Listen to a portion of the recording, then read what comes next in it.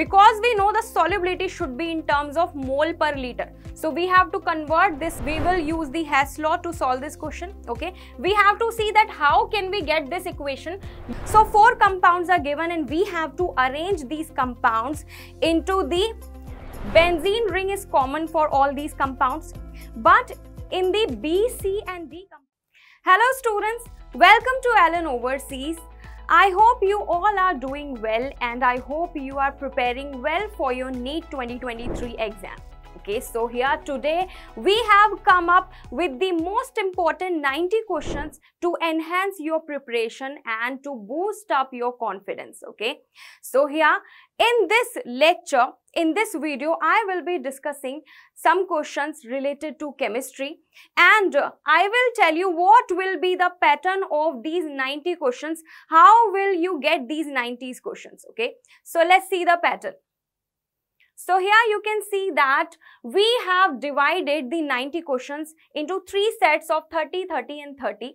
So 30 questions will be from physics, 30 will be from chemistry, similarly 30 will be from biology. And further, the 30 questions of physics and chemistry are further divided into 15 questions, okay, whereas we have divided the 30 questions of biology in 3 sets, that is 10 questions each, okay. So this is how you will get the videos for these questions and these are really very important and these will really enhance your preparation. Fine. So here in this video, I will be discussing the part 2 of the 15 questions of chemistry. Okay. So we'll start with the other second part of the chemistry. Fine.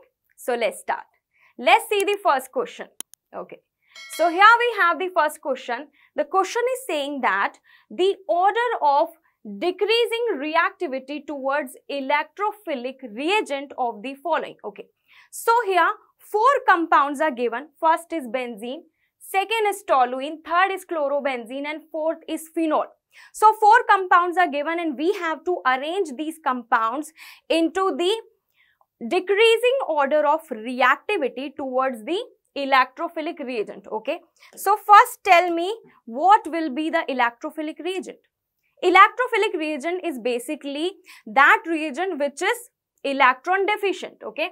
So electrophilic reagent is electron deficient. Okay. So reactivity of these compounds for an electrophilic reagent will depend on their electron density. So the compound having highest electron density, the compound which is most electron rich will be having highest reactivity for this particular reagent. Okay. So first we'll see the structure of these compounds. First we have benzene, second is toluene, third is chlorobenzene and fourth is phenol. Okay. So let's draw the structures. So first we have benzene. As you all know, this is the structure of benzene. This is first compound. Okay. Second is toluene. Okay. So B is toluene. So tell me what is toluene? Toluene is benzene having one methyl group. This is B. Okay. And now we have the third one, chlorobenzene, and fourth is phenol. Okay. Let's draw these structures. So here we have the chlorobenzene, chlorine attached to benzene ring. This is C. And the last one, D, is phenol. Benzene having one OH group. This is D. Okay. Fine. So you can see that what is the common part among these 4 compounds. Benzene ring is common for all these compounds. But in the B, C and D compounds, we have some other groups also. So we have to check the effect of these groups on the benzene rings. The groups which can enhance the electron density in benzene nucleus will make it more reactive towards the electrophilic reagent. Okay. Fine. So let's check the effect of these groups. So let's see. Here methyl, which effect does methyl show? Methyl can show plus I effect as well as plus H effect. That means positive inductive effect as well as positive hyperconjugation effect. Fine. And this is how it will increase the electron density on benzene. Now if we talk about chlorine, chlorine is an halogen and here it has the lone pair. So it can show plus M effect as well as minus I effect. But we know that in case of halogens, minus I is dominating over plus M effect. So overall, this chlorine will act as a deactivating group for this benzene ring. So hence it will decrease the electron density on benzene nucleus. So it will decrease the reactivity of this compound. But here, if we talk about OH, then oxygen also has lone pair, and it can donate the lone pair to benzene ring to involve in the resonance. So it can show plus M effect. And here plus M effect is the dominating effect. So we can see that here in D also the electron density is increasing. But we know that mesomeric effect is dominating as compared to hyperconjugation as well as inductive effect. So we can say that D will be maximum electron rich, okay? The electron density in D will be maximum. So that's why D will be most reactive towards the electrophilic reagent, okay? So what will be the decreasing order? D will be the first one, okay? D having the highest reactivity towards electrophilic reagent. Then after D, we will have B, okay? Now we have to compare A and C. So we can see that in C, electron withdrawing effect is dominating. So this will be less reactive as compared to A. Fine. So A will be more reactive as compared to C, because in C, electron withdrawing effect is dominating. Fine. So DBAC should be the order. So now let's check the options. DBAC, okay. DBAC is given in option 3. So that's why option 3 will be the correct answer. Now let's move forward towards the next question. So next question here is the method used to remove temporary hardness of water. Okay, so here 4 methods are given. First is Calgon method, second Clark's method, third ion exchange method, and fourth is synthetic resins method. Okay, so we are talking about temporary hardness. So do you know about hardness of water? Okay, hardness of water is of 2 types. One is temporary and the second is permanent hardness of water. So temporary hardness, how do we remove temporary hardness? So we have mainly 2 methods to remove the temporary hardness of water. First is boiling the water, boiling the hard water. Second is Clark's method, in which we use the slaked lime. Okay, slaked lime is used. So in NCERT also these 2 methods are given. So to remove the temporary hardness, we have only 2 methods. One is boiling, second is Clark's method. So Clark's method is given in option 2nd. So from this we can easily find out the answer. And all these other methods, that is Calgon method, ion exchange method and synthetic resin method, these are used to remove the permanent hardness of water. So by looking at the options, we have find out the correct answer. But we will look at the other methods also for a quick revision. Okay, so let's see what is Calgon's method.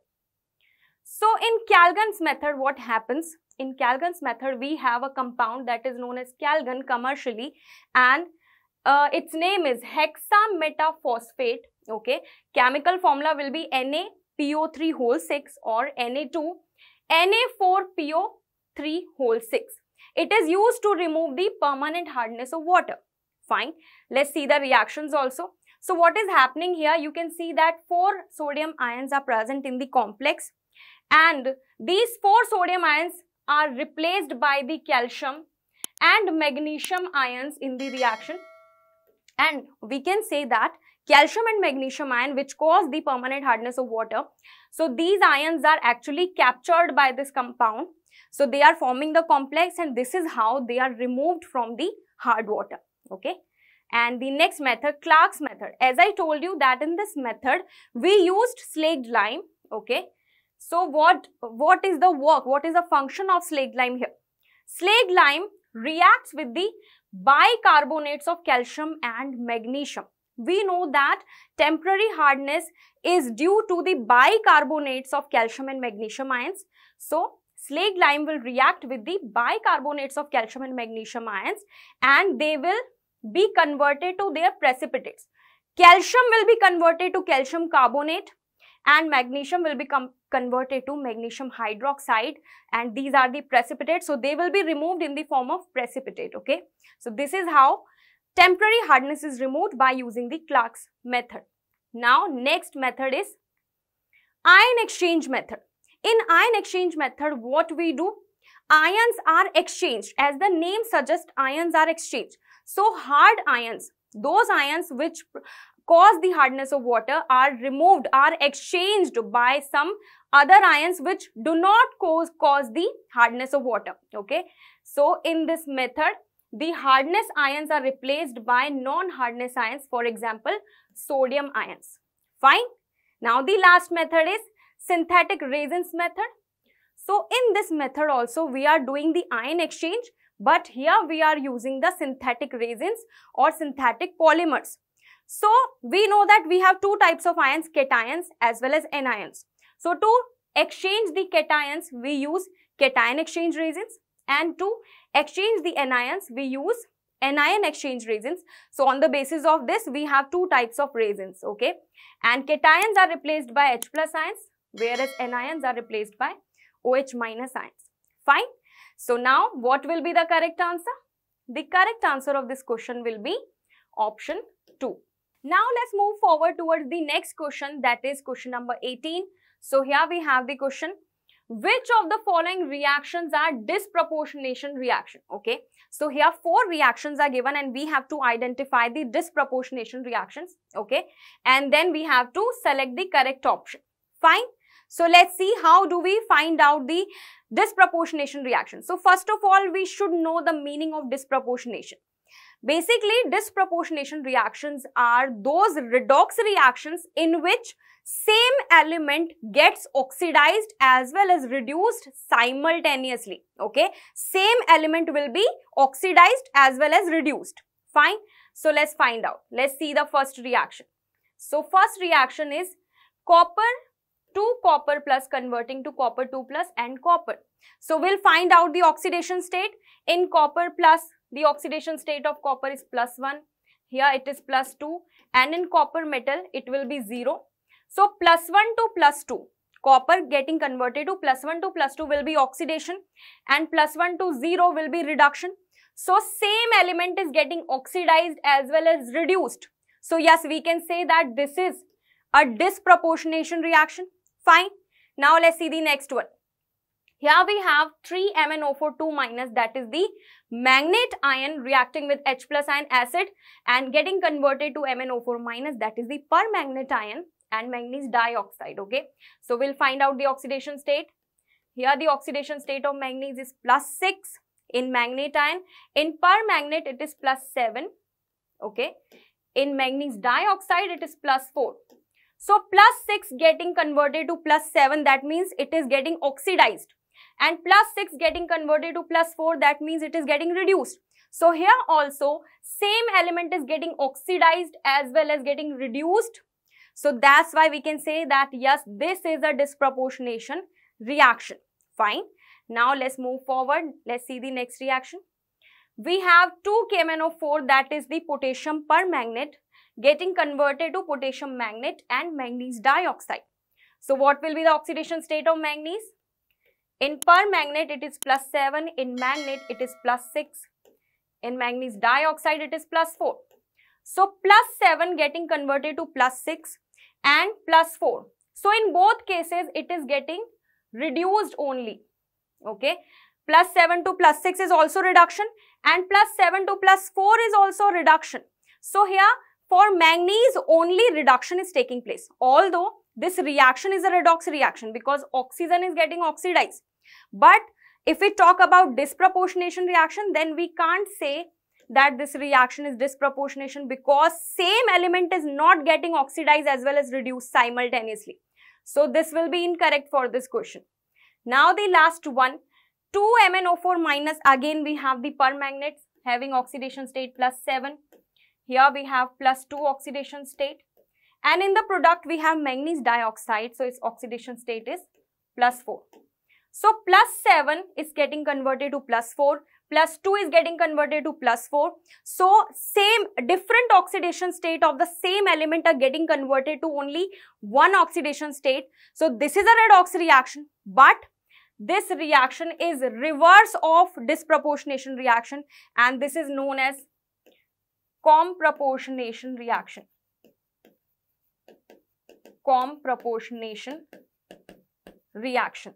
Okay, this is reverse of disproportionation reaction. Fine. So for this question, this reaction is also incorrect. So what should be the answer? A and B only? Fine. So let's check the options. A and B only. This is given in option 1. So that's why option 1 will be the correct answer. Fine. Now let's move forward to the next question. Next question is a bubble of air. A bubble of air is underwater at temperature 15 degrees Celsius and the pressure 1.5 bar. Okay, so we have a bubble of air which is present underwater, and at there its temperature is 15 degrees Celsius and pressure is 1.5 bar. Okay, if the bubble rises to the surface where the temperature is 25 degrees Celsius and the pressure is 1.0 bar, then what will happen to the volume of the bubble? Okay, so if the bubble comes to the surface, then what will happen to the volume of the bubble if the temperature is 25 degrees Celsius and pressure becomes 1 bar? Okay, fine. So here options are given. Volume will become greater by a factor of 2.5. Next, volume will become greater by a factor of 1.6. Volume will become greater by a factor of 1.1, or volume will become greater by a factor of 0.70. So in all the option, the thing which is common is volume will become greater. Okay, fine. So let's see how do we find out the correct answer. So what we are going to do, we have to find the relation between pressure, temperature and volume. So for this question, we are going to use the combined gas equation. And what is combined gas equation? Combined gas law or combined gas equation. Okay, so this is basically P1V1 by T1 is equal to P2V2 by T2. This is combined gas equation. Fine. So we have to put the values. So initially what was the pressure? When bubble was underwater, the pressure was 1.5 bar. And let's consider the initial volume as V. Okay. Now what will be the temperature? Initial temperature was 15 degrees Celsius. Okay, let's see here. It is 15 degrees Celsius and in Kelvin it will be 288 Kelvin. And the final temperature 25 degrees Celsius will be 298 Kelvin. Okay. So let's put the value here. So temperature T1 is 288 Kelvin equal to what will be P2? So final pressure is 1.0 bar and we have to find the value of V2, and final temperature is 25 degrees Celsius, that is 298 Kelvin. So if we solve this equation, we will get the value of V2 as 1.55 into V. That means volume will become greater by a factor of 1.55, and 1.55 can be approximately written as 1.6.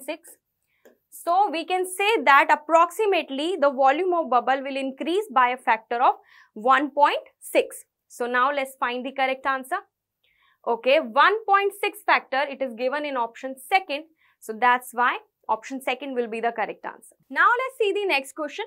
Next question is, which one is the wrong statement? Okay, so here 4 statements are given and we have to find out the wrong statement. So let's see. First is the uncertainty principle is delta E into delta T greater than or equal to H upon 4 pi. Second statement is half filled and fully filled orbitals have greater stability due to greater exchange energy, greater symmetry and more balanced arrangement. Okay. Third is the energy of 2s orbital is less than the energy of 2p orbital in hydrogen-like atoms. Okay. Fourth is de Broglie's wavelength is given by lambda equal to h upon mv, where m is mass of particle and v is the group velocity of the particle. Fine. So we have to find out the wrong statement. Okay. So let's check them one by one. First of all, we'll talk about the uncertainty principle. So we have seen the expression of uncertainty principle in terms of uncertainty in position as well as uncertainty in momentum. Okay. So we know that expression.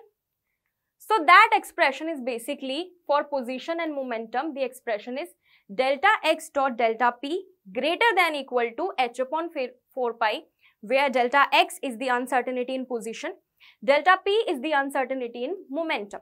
But in terms of energy and time, we have another expression, that is delta E into delta T greater than equal to h upon 4 pi, where delta E represents the uncertainty in energy and delta T is the uncertainty in time. Okay, so this expression is also correct for Heisenberg uncertainty principle. Fine. So first statement is correct. Now the second statement, let's see the second statement. Okay, it is about the stability of half-filled and fully filled orbitals. So let's see.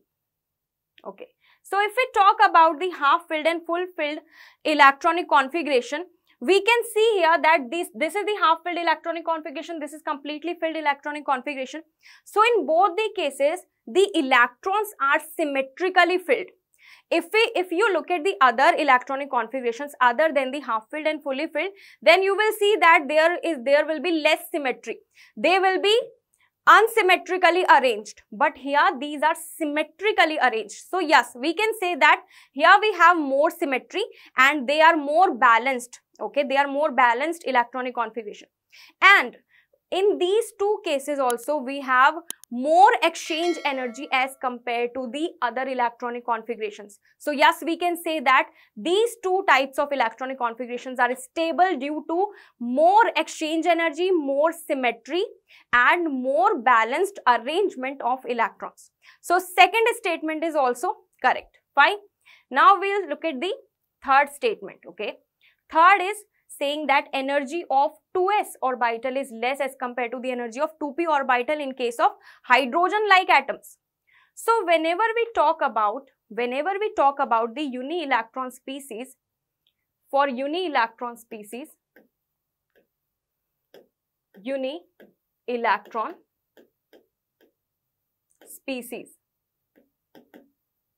the energy of the electron, the energy of the orbital depends only on the value of n, that is principal quantum number.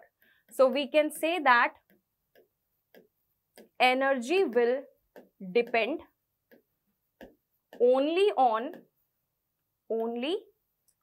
principal quantum number n. Okay, fine. So now if we talk about the 2s and 2p, then we can see that both have same principal quantum number, that is 2. So that's why their energy will be same for hydrogen-like atoms. That means for uni-electron species, the energy of these two orbitals will be same, because here the energy depends only on the value of n. The n plus L rule is applicable only for the multi-electron species, not for the uni-electron species. Fine. So we can say that the third statement is incorrect. Fine. Now if we talk about the fourth statement, this was third. Okay. If we talk about the fourth statement, that is about the de Broglie wavelength. So we know what is the formula of de Broglie wavelength? De Broglie wavelength. So lambda equal to h upon p, where h is the Planck's constant and p is the linear momentum. So p can be written as m into v. So the formula becomes lambda equal to h upon mv. Okay, so this is the form of wavelength, de Broglie wavelength. Okay, so we can say that the fourth statement is also correct. Okay, but we had to find the wrong statement. So that's why our correct answer will be option 3. Now let's see the next question. Next question is a mixture of 2.3 gram formic acid and 4.5 gram oxalic acid is treated with concentrated H2SO4.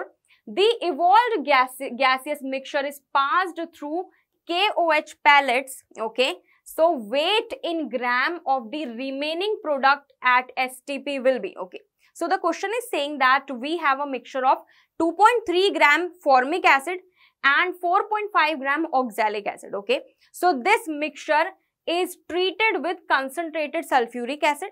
Then the evolved gaseous mixture is further passed through KOH pellets. Fine. So after this we have to find out the weight in gram of the remaining product. Okay, so first of all we have to see what will be the chemical reactions taking place here. Fine. So let's see. when this mixture will be treated with concentrated sulfuric acid, first the formic acid will react with when the formic acid will react with concentrated sulfuric acid, it will form CO, carbon monoxide and H2O liquid. So here the gaseous product is only one, that is carbon monoxide. Fine, H2O is in the form of liquid. Similarly, oxalic acid, H2C2O4, will also react with concentrated sulfuric acid and form, here two gaseous products are formed, carbon monoxide as well as carbon dioxide plus H2O liquid. Okay, fine. So first of all, we have to calculate the moles of formic acid as well as oxalic acid. Then only we will be able to find out the amount of gaseous product, moles of the gaseous products. Okay, so first of all, let's find out the amount of moles of formic acid as well as oxalic acid. So let's see here, we have 2.3 gram formic acid. Okay, so moles of formic acid will be equal to 2.3 gram divided by what will be the molecular weight, that is molar mass of formic acid. So if you calculate, molar mass of formic acid will come out to be 46 gram per mole. 46 gram per mole. Okay, so when we'll solve this, we'll get 1/20 mole. Okay, we have got the moles of formic acid. Now similarly, we'll calculate for oxalic acid. So NH2C2O4, that is oxalic acid. So for this 4.5 gram is given. So 4.5 gram, and molar mass of oxalic acid is 90 gram per mole. 90 gram per mole. So this will give us again 1/20 mole. Okay, so we have got the moles for both these acids. So we'll put the value here in these equations. Okay, so this is 1/20. This is also 1/20 in terms of mole. Okay, so tell me what will be the moles of CO? Okay, we can see that 1 mole of formic acid is giving 1 mole of CO as well as 1 mole of H2O. So 1/20 mole of formic acid will give us 1/20 mole of CO and 1/20 mole of H2O. Okay, and similarly here also 1 mole of oxalic acid is given, 1 mole CO, 1 mole CO2, 1 mole water. So 1/20 will give 1/20, 1/20 and 1/20 mole of all these three products. Okay, fine. So now what will happen? After this reaction, the gaseous mixture is passed through KOH pellets. So now if we talk about the KOH, potassium hydroxide only absorbs the CO2 gas. Okay, what will be the reaction? KOH will react with the CO2 gas. Okay, 2 moles will react with 1 mole of CO2 and we'll get K2CO3 plus H2O.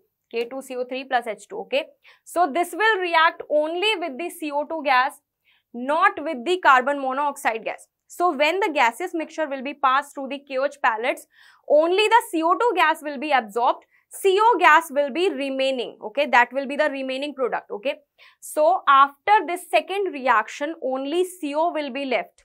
Fine. So we have to find the moles of CO. So what will be the moles of CO? Moles of CO. So 1/20 from the first reaction, 1/20 from the second reaction. So total will be 2/20. Okay, total moles will be 2/20. And what if we calculate the mass of CO? Because the question is asking about the mass in grams. Okay, so mass of CO will be 2/20 mole into molar mass of CO. So molar mass of CO is 28 gram per mole. So it will be 2.8 grams. Okay, so after these two reactions, for the remaining product, the mass will be 2.8 gram. Okay, so that's why here the correct answer will be option 1. Now let's see the next question.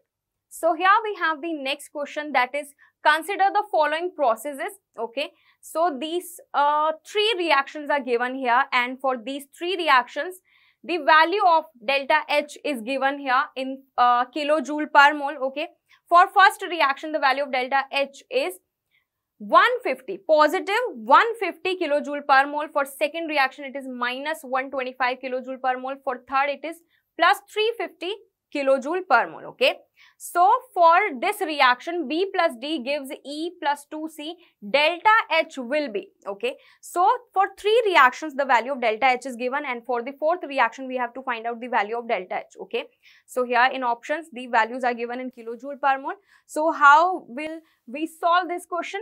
We will use the Hess law to solve this question, okay. We have to see that how can we get this equation using the given 3 equations, okay. So let's see. So here we have the equations, fine, and this is the desired equation. So let's see here, we need B at the reactant side, okay, and at the reactant side B is given in the second equation. Let's say this is first, this is second, and this is third equation, okay. So we have to take the second equation as it is because we want B at the reactant side. So second reaction will be taken as it is. So I am writing the equation here. 3B gives 2C plus D, and for this delta H1, let's say this is delta, okay, this is delta H2, this is second equation. So for this delta H is minus 125 kilojoule per mole, okay. Now we require D at the reactant side.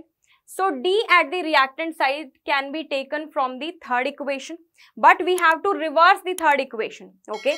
So if I reverse the third equation, I will get 2D gives E plus A, okay. This will be the third equation, but as I reversed the equation, the value will also get reversed. That means sign will change. So instead of plus 350, it will become minus 350. So delta H3 for this equation will become minus 350 kilojoule per mole, okay. Whenever we reverse the equation, the value of delta H also get reversed, not reversed, the sign will get reversed, okay, fine. Now see here in the last equation we don't have A, so we have to eliminate the A from here. So how can we eliminate this A? By using the first equation, but in the first equation we have only half A, okay, only half A, but we need 1 A. So we'll multiply the equation 1 with 2 and then we will add the first equation, okay. So after multiplying with 2, we'll get A gives 2B, okay. This is the third equation, and whenever we multiply the equation with 2, we have to multiply the value of delta H also, okay. So it will become, so delta H1 will become 2 into 150, that means 300, positive 300 kilojoule per mole, okay. So fine, let's see, do we get the desired equation? Let's see. So if we add these 3 equations, okay, so 2B and here we have 3B at the reactant side, this is at the product side, this is at the reactant side, so we can cancel out, only 1B will be left, only 1B will be left, okay.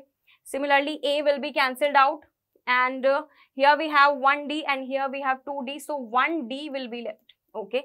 So after cancelling these values, we'll get B plus D, and at the product side we are getting E plus 2C, okay, and this is the exact equation which was given in the question, fine. So we have got the desired equation. Now we have to add these values also. So after adding all these 3 values, we will get minus 175 kilojoule per mole, okay, and this will be the value of delta H for the desired equation, minus 175 kilojoule per mole. So let's see the correct option. Okay, minus 175, it is given in second option, that's why second option will be the correct answer. Now let's move forward towards the next question, that is this question. A vessel contains 3.2 gram of dioxygen gas at STP, temperature is 273.15 Kelvin and 1 atmosphere pressure. The gas is now transferred to another vessel at constant temperature. This is important. Here the temperature is constant, where pressure becomes 1/3 of the original pressure, okay. The volume of new vessel in liter is, okay, fine. So what is the question saying? It is saying that we have a vessel in which we have taken 3.2 gram of oxygen gas, okay, at STP, and the gas is now transferred to another vessel at constant temperature, where the pressure becomes 1/3 of the initial value, fine. So we have to calculate the volume of new vessel in liter, Okay, so as we can see that this process is taking place at constant temperature. So at constant temperature, we know the relation between pressure and volume. We know at constant temperature, pressure and volume are inversely proportional, okay? Or we can say that P1 V1 will be equal to P2 V2. So we can apply this equation here. Fine. So what will be the initial volume of the oxygen gas? So here in the question, it is saying that molar volume at STP is 22.4 liter. So can we take the exact value 22.4 liter for this question? Okay, see, it is saying molar volume of the gas. So molar volume means volume of 1 mole of gas. So do we actually have 1 mole of dioxygen gas? No. Here, according to question, we have only 3.2 gram of dioxygen. So if we calculate the moles of O2 gas, it will be 3.2 gram divided by molar mass of dioxygen, that is 32 gram per mole. So 32 gram per mole. So we'll get only 0.1 mole of this gas, okay? So in actual, we have only 0.1 mole of oxygen gas. So for 1 mole, if the volume is 22.4 liter, for 0.1 mole, what will be the volume? Okay, let's see. For 1 mole O2, volume is 22.4 liter. Okay, that is the molar volume at STP. At STP, okay. But in actual, for 0.1 mole O2, volume will be 2.24 liter. 2.24 liter at STP. Okay, so this will be the V1 volume. This will be the actual V1 volume. Fine. So now we have to put the values in the equation. P1 V1 equal to P2 V2. Then we'll get the final volume. Okay. So I'm writing that again. P1 V1 equal to P2 V2. So what was the P1 pressure? Okay, what was the P1 pressure?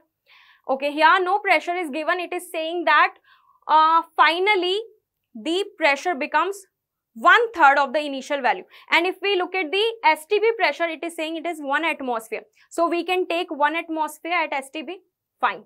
So P1 will become 1 atmosphere and V1 is 2.24 liter. Okay. And P2 is 1/3 of the initial value. So we can write it as 1/3. Now we have to find the value of V2. So V2 will become 3 into 2.24 liter, okay. And after multiplying this, we'll get 6.72 liter, okay. So this will be the final volume of the gas. So now let's check the correct option, okay. 6.72 liter is given in option second. So that's why option second is the correct answer. Now let's move forward towards the next question, that is question number 24, which is which among the following structure for ClF3 is most stable? Okay. So here the structure of ClF3 are given in the options and we have to find out the most stable structure. Okay. Fine. So how we are going to solve this? So first of all, what we are going to do, we will find out the actual structure of ClF3. So first we will find out the hybridization of ClF3. Okay. So ClF3. So here the central atom is chlorine atom. So if we talk about the central atom chlorine, it has 7 valence electrons. Okay. So here we have 7 valence electrons. And it has formed 3 bonds with 3 fluorine atoms. Okay. So 3 valence electrons are used to make bonds with 3 fluorine atoms, and we know these bonds will be single bond with fluorine. Okay. So we can see that 2 lone pairs are left. So it has 3 bond pairs and 2 lone pairs. So on the basis of this, if we find out the hybridization, what will be the hybridization? Hybridization is basically number of bond pairs plus number of lone pairs. It does not have any charge, so we will count only bond pairs and lone pairs. So total is 5. So on the basis of which the hybridization will be sp3d. This will be the hybridization. And what will be the geometry? The geometry will be TBP, trigonal bipyramidal. Okay. So trigonal bipyramidal. So if we draw the structure, it will kind of look like this.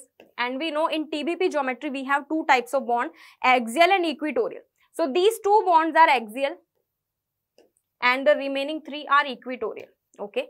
So in TBP geometry, we always put the more electronegative elements at the axial positions, and lone pairs are always kept, always put at the equatorial positions. Okay, fine. So we know that fluorine is the most electronegative, and here we have all the same surrounding atoms. So fluorine will be kept at the axial positions. So two fluorines will be here and one fluorine, the remaining one fluorine will be at the equatorial position. So if we put it here, so it becomes T-shaped structure. Okay, the shape of this molecule becomes T-shape or bent T-shape. Okay, and at the remaining two equatorial positions, we will have the lone pairs. Okay, so this is how the structure will be formed. This will be the actual shape of this molecule. So now let's see the options. Okay, so this exact structure is given in option 3. Fine. If we look at the first structure, you can see that one lone pair is kept at the axial position, so that's why this will be incorrect. In this second option, both the lone pairs are kept at the axial position, that is also incorrect. Okay, in fourth one we have 3 lone pairs, that is not possible. Here we can see that it has only 2 lone pairs. Okay, so that's why what will be the correct answer? The correct answer of this question will be option 3. Now let's see the next question. Okay, so next question is, in C2 molecule, how many sigma and pi bonds are present? Okay, so we have C2 molecules and we have to find the number of sigma and pi bonds. So we are going to solve this question by using the MOT, that is molecular orbital theory. Okay, so C2 is a diatomic molecule. So first of all, we have to see the electronic configuration or the electronic arrangement in C2 molecule according to molecular orbital theory. Okay, and the electronic arrangement or the electronic configuration for C2 molecule will be same like N2. Here also sp mixing will take place. Okay, so on the basis of that, the configuration will be sigma 1s sigma star 1s, sigma 2s sigma star 2s, then we have pi 2px and pi 2py. And in C2 molecules, how many electrons do we have? In one carbon we have 6 electrons, so in 2 carbons we'll have 12 electrons. Okay, so we have total 12 electrons, so that's why we will fill 2 in first sigma 1s2. So 2 in sigma 1s2, 2 in sigma star 1s2, then similarly sigma 2s2, sigma star 2s2. Okay, we know these 2 orbitals are degenerate, so first we will fill one electron in these, then second electron. Okay, so this is how we will fill the 12 electrons in this configuration. Okay, fine. So we have written the configuration. Now what to do? Now we have to find out the bond order of C2 molecule. Okay, so how can we find the bond order? According to MOT, bond order is equal to NB minus NA divided by 2. NB is the number of bonding electrons, Na is the number of anti-bonding electrons divided by 2. Okay, so now let's see here. Okay, the orbitals which are marked with asterisk, that is star, are anti-bonding and all the others are bonding orbitals. So bonding, in bonding we have 2 plus 2 4 and 4 8. Okay, so we have 8 electrons. Minus, in anti-bonding we have 2 plus 2, that is 4 electrons divided by 2. So it will be 4 by 2, that is 2. So bond order for C2 molecule is 2. So 2 bonds will be present in this molecule between the two carbon atoms. Now generally what happens whenever we have a double bond, one bond is sigma and the other will be pi, but here both these bonds will be only pi bonds. Both bonds will be pi bonds only. Why? Because see here, these are inner orbital electrons and sigma 1s2, sigma star 1s2, sigma 2s2 and sigma star 2s2. So these two kindly, we can say, nullify each other's effect. But here the valence electrons bonds are formed by the valence electrons. So these are the outermost electrons for this C2 molecule. So these outermost electrons will make the bond, and you can see that outermost electrons are present in pi orbitals. So that's why here both the bonds will be pi bonds. There will be no sigma bonds. Okay, fine. So what will be the correct answer? Both bonds are only 2 pi. So that's why option 3 will be the correct answer. Now let's see the next question. Okay. So here we have the next question, that is correct statement among A to D regarding silicones are. Okay. So this question is regarding silicones. Okay. That is a very important topic from this chapter, from this group, carbon family. Okay. So silicates and silicones both are very important. So this question is about silicones. So let's see what are the statements. First is they are polymers with hydrophobic character. Okay. B is they are biocompatible. C, in general, they have low thermal stability and low dielectric strength. D, usually they are resistant to oxidation and used as greases. Okay, fine. So this is completely based on the properties of silicones. Okay, so this is very important, and these all statements are completely based on NCERT. So we'll see the properties of silicones. So yes, silicones are hydrophobic in nature. Why? Because we know in silicones there are alkyl groups. Okay, so silicones are basically made up of alkyl and silicon. So there are organosilicon compounds. Okay, so there are organic groups present in these silicones. So the non-polar alkyl groups are water repelling in nature, and that's why they make silicones hydrophobic in nature. Okay, so that's why silicones are hydrophobic or water repelling in nature. Fine. If we talk about their stability, so they are highly stable towards heat. That means they have high thermal stability, high dielectric strength. What is dielectric strength? Dielectric strength is basically, we can say, the strength for electricity. Okay, the strength of a material for electricity. So generally the insulators, the compounds or the substances which are insulator in nature, they have high dielectric strength. Okay, fine, and resistant to oxidation and chemicals. Okay, so silicones are resistant to oxidation and other chemicals. Fine. Now if we see the other property, they have wide applications and they are used as sealant, greases, electrical insulators, because they have high dielectric strength. That's why they are used as electrical insulators, and for waterproofing of fabrics. Fine. These are the uses of silicones due to their unique properties. Okay, fine. And the last one, being biocompatible, they are also used in surgical and cosmetic plants. So they are biocompatible. That means they will not react with the cells of the body. So they are biocompatible. That's why they are used in surgeries and cosmetic plants. Now let's look at the options again. So here if we look at the options, these statements, they are polymers with hydrophobic character. So yes, this will be correct. They are biocompatible. This is also correct.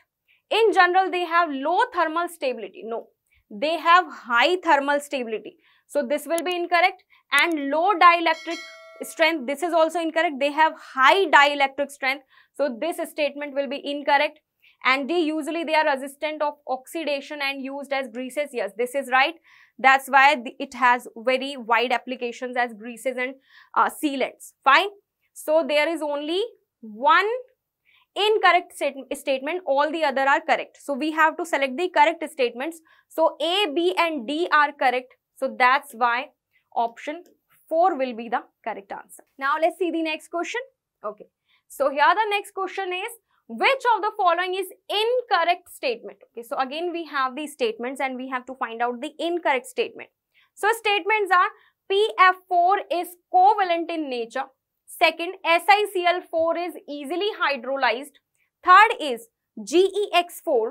X is fluorine, chlorine, bromine or iodine is more stable than GeX2.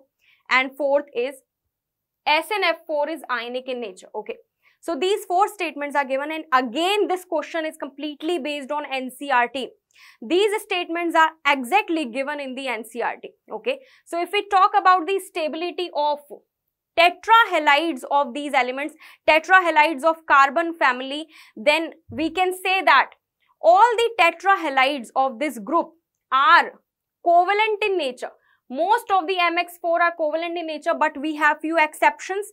Exceptions are SNF4 and PF4, which are ionic in nature. And this statement is as it is given in NCERT. Okay, this is very important. That's why this is very important. Okay, so except for the SNF4 and PBF4, all the other are covalent in nature. Okay, now just look at the option again. So first statement is saying that PF4 is covalent in nature. So this will be incorrect because PF4 and SNF4 both will be ionic. So fourth statement will be correct, but first will be incorrect.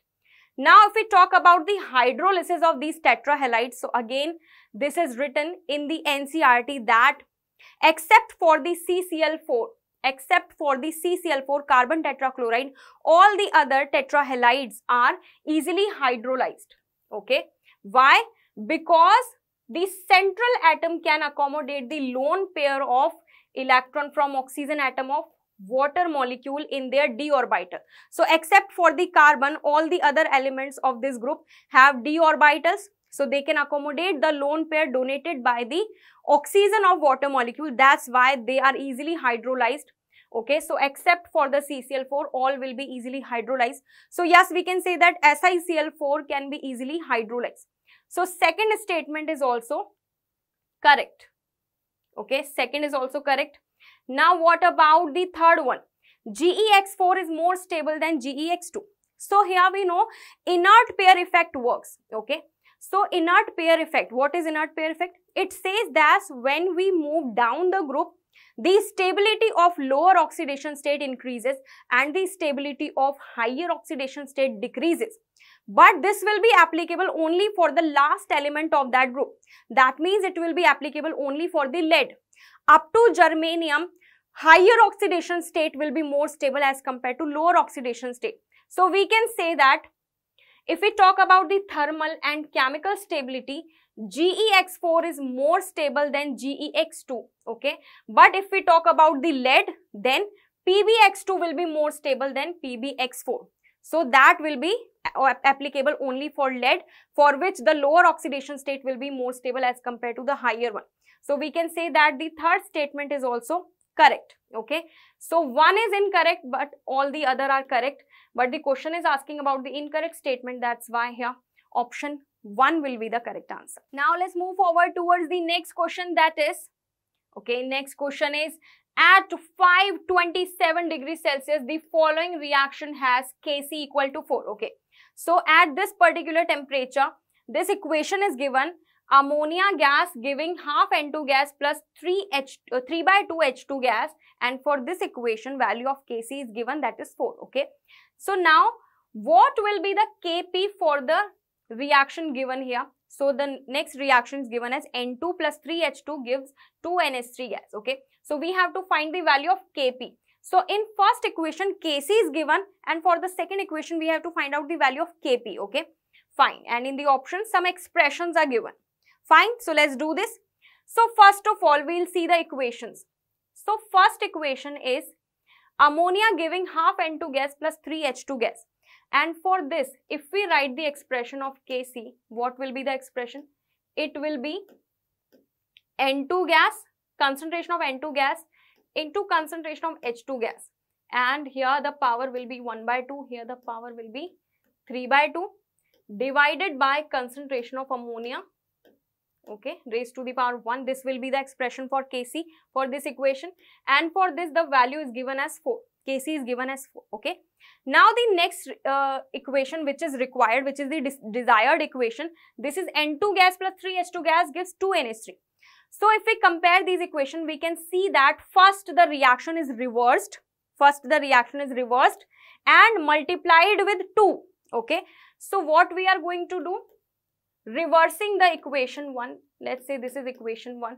So reversing the equation 1 and then also multiplying with 2. Okay.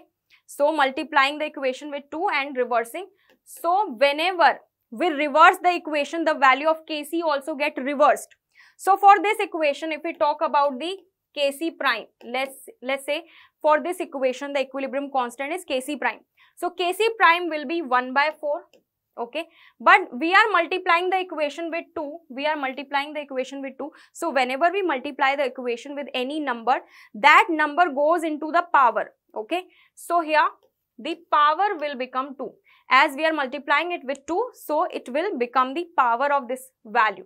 So it will become 1 by 4 raised to the power 2. Okay, fine. This is the Kc prime. But as the question is asking about the Kp, so we should know the relation between Kp and Kc. So we know Kp is equal to Kc into RT raised to the power delta Ng. Okay, fine. So we have got the value of Kc here. The Kc prime will be used. Okay. So delta Ng, what is delta Ng? Delta Ng is basically the number of gaseous products, number of moles of gaseous products minus number of moles of gaseous reactants. So delta Ng will be 2 minus 1 plus 3.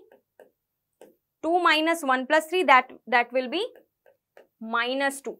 So the value of delta Ng will be minus 2. Okay. Now we'll put the value here. So Kp is equal to Kc prime is 1 by 4 square. Okay. And RT and raised to the power delta Ng. So delta Ng is minus 2. Okay, so as the power is minus 2, we can write it as 1 by 4, okay, and 1 by, this is also square, and 1 by RT square. Okay, so Kp can be written as, Kp's expression can be written as 1 divided by 4 into RT square. Okay, this will be the expression. Now if we put the value of temperature, so what is the value of temperature? Okay, for this equation, the temperature is given as 527 degrees Celsius. So in Kelvin, the temperature will become 800 Kelvin. Okay, so now we will put the value of temperature in the final expression. Okay, so here we'll put the value of temperature. So it will become 4R into 800 and it will become whole square. Okay, so this will be the final expression for Kp. Fine. So now let's check the options. Okay, so here we have the options. This same expression is given in option 3. So option 3 will be the correct answer. Now let's move forward towards the next question. So here the question is the solubility of Ba3As4 whole twice and molar mass of this compound is 690 is 6.9 into 10 raised to the power minus 2 gram per 100 ml. Okay, so here solubility of this compound is given and this is given as gram per 100 ml. Okay, so what is the value of its KSP? Fine. So solubility is given, but it is given in gram per 100 ml. So first we will convert it into moles because we know the solubility should be in terms of mole per liter. So we have to convert this value of solubility into mole per liter. Then we will be able to find out the value of KSP for this particular compound. Okay, fine. So let's do this question. So we have solubility given as 6.9 into 10 raised to the power minus 2 gram per 100 ml. Okay, fine. So how do we convert into moles? So first we will convert it into moles. So 6.9 divided by, here it is given in gram. So we'll divide it with the molar mass of the given compound and then we will be able to convert it into moles. Okay, so molar mass is given as 690. Okay, so it will be 6.9 divided by 690 into 10 raised to the power minus 2. So it will become 0.01.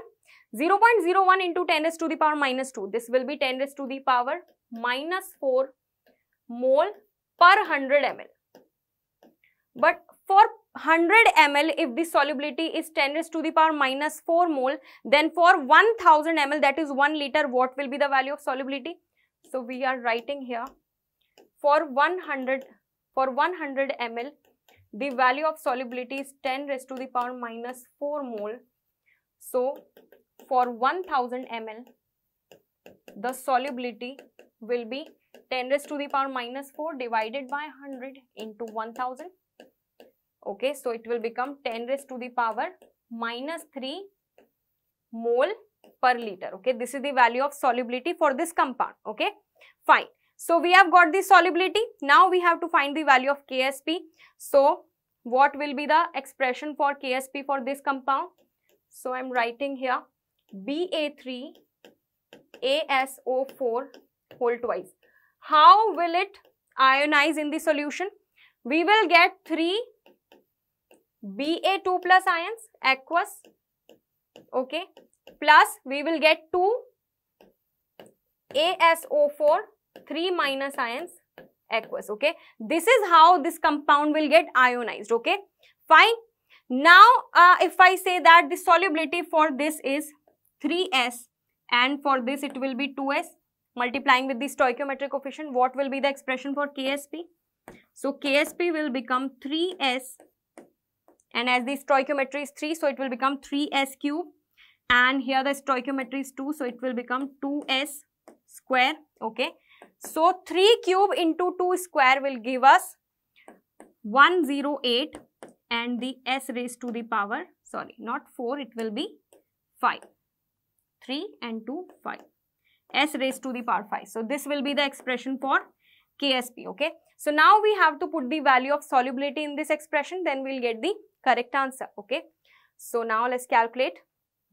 So Ksp will be equal to 108 into 10 raised to the power minus 3 raised to the power 5, okay, fine. So it will be 108 into 10 raised to the power minus 15, okay, 10 raised to the power minus 15, but if I write this value in decimals, it will become 1.08 into 10 raised to the power minus 13, okay. This will be the value of Ksp for this given compound.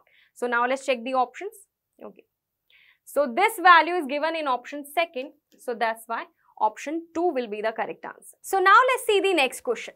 So here we have the next question, that is match column 1, that is IUPAC nomenclature of element, with column second, that is IUPAC official name, okay. So in column 1, the IUPAC nomenclature of the element is given, and the second column we have the IUPAC official name. So we have to match these columns, and on the basis of that we have to select the correct option. Fine. So first we have unnilhexium. So we'll write the atomic number on the basis of this name. So un means 1, so it will be 1. Nil means 0, and hexium means 6. So atomic number of this element is 106.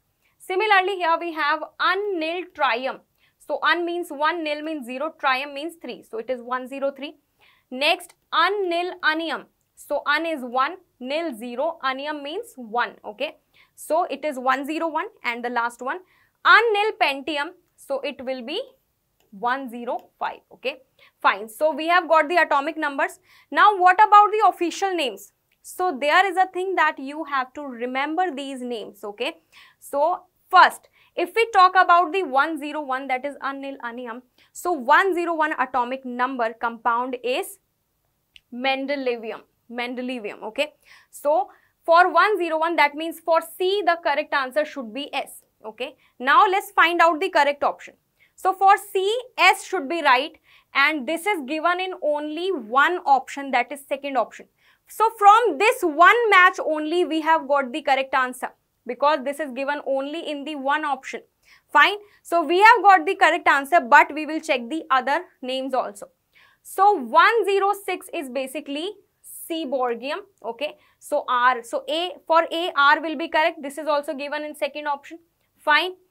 For unnil trium, that is 103. 103 is Laurentium.